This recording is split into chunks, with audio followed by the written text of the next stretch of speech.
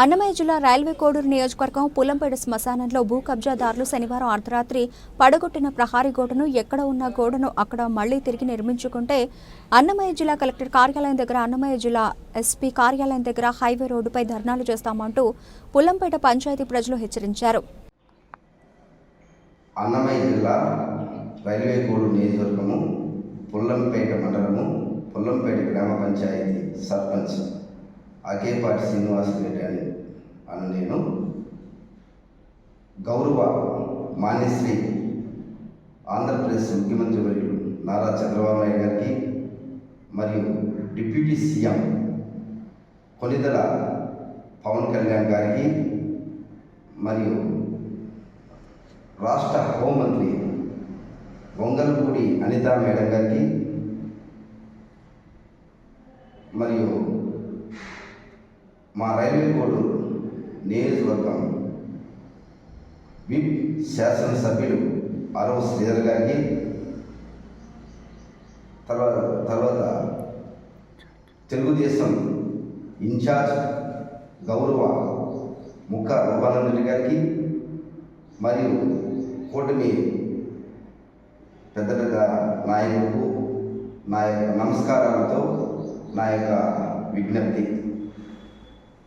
Sir, Pullampeta British కాలంలో తాలూకా కేంద్రంగా ఉండేది. చాలా ఘనమైన చరిత్ర కలిగి 200 సంవత్సరాల కిందట మా పుల్లంపేట తాలూకా కేంద్రం తర్వాత ఫిర్కాగా మారి ప్రస్తుతము మండల కేంద్రంగా మారిపోయింది. ఎంతో ఘన చరిత్ర కలిగిన ఈ పుల్లంపేటలో బ్రిటిష్ కాలంలో సర్వే నెంబర్ 280లో 6 ఎకరాల 20 సెంట్లు హిందూ ముస్లిం ప్రజలకు శ్మశాన వాటికలుగా ఆనాటి అధికారులు కాలం నుండి దానికి ప్రజలు ఉపయోగించడం జరుగుతుంది. శ్మశానం అనేది చాలా పవిత్రమైనది.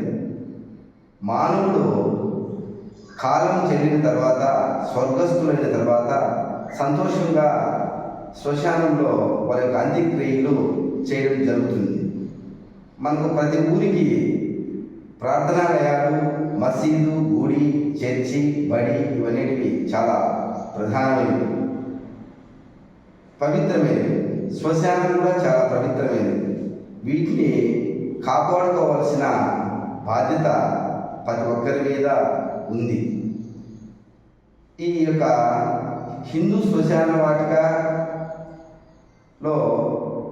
కొందరు ఏదో దొంగ రెవెన్యూ అధికారులను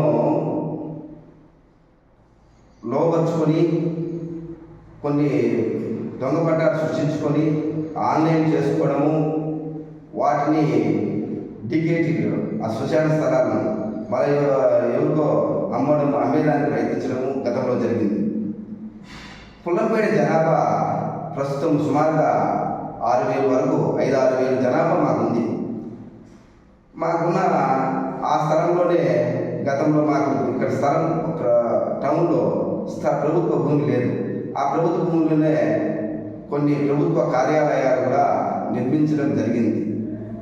అన్ని పోను ముస్లిం శ్మశాన వాటికి, ప్రభుత్వ భవనాలకు పోను కొద్ది స్థలము హిందూ శ్మశాన వాటికి ప్రజలు ఉపయోగించుకోవడం జరుగుతుంది. ఇప్పుడు పుల్లంపేటలో తక్కువ స్థలం ఉండడం వల్ల, స్థలం విలువ లక్షల్లో పలకడం వల్ల ఆ యొక్క కొందరు అక్రమదారులు ఈ యొక్క శ్మశాన స్థలం పైన కన్ను వేయడం జరిగింది. ఈ స్థలాన్ని ఆక్రమించడానికి గతంలో కూడా చాలామంది ప్రయత్నం చేసినారు. ఈ వీటిని దృష్టిలో పెట్టుకొని నేను గౌరవ మా ఎంపీపీ గారు సహకారంతో డిఎంఎఫ్ నిధుల నుండి కబ్జా జరిగే ప్రదేశంలో ఉత్తర వైపున మేము పంచాయతీ తీర్మానంతో కొద్ది భాగం ప్రహరీ గోడ 5 లక్షల పైచిలకు వ్యయంతో నిర్మించడం జరిగింది. గత ప్రభుత్వంలో ప్రహరీ కూడా నిర్మించడం జరిగింది. తర్వాత ప్రభుత్వం మారింది. ఇప్పుడు